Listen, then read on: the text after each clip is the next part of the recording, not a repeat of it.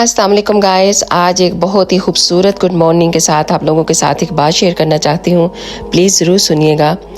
आपके नेक अमाल का बदला ना सिर्फ़ और सिर्फ अल्लाह सुब्हान व तआला ही दे सकते हैं आपको। लोग आपको कुछ नहीं दे सकते, तो उनसे आप अपने नेक अमल का सिला मांगना छोड़ दें।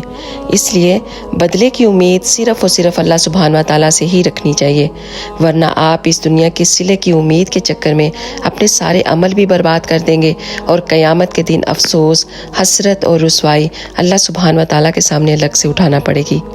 तो हमेशा कोई भी आप किसी के लिए काम करें तो सिर्फ़ और सिर्फ अल्लाह के लिए ही करें और उसका अजर भी सिर्फ अल्लाह से ही आप मांगें, क्योंकि अल्लाह सुब्हान व तआला ही हैं जो आपको बेहतरीन अजर अता कर सकते हैं।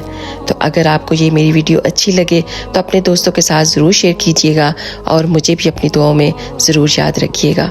जज़ाकल्लाह खैर।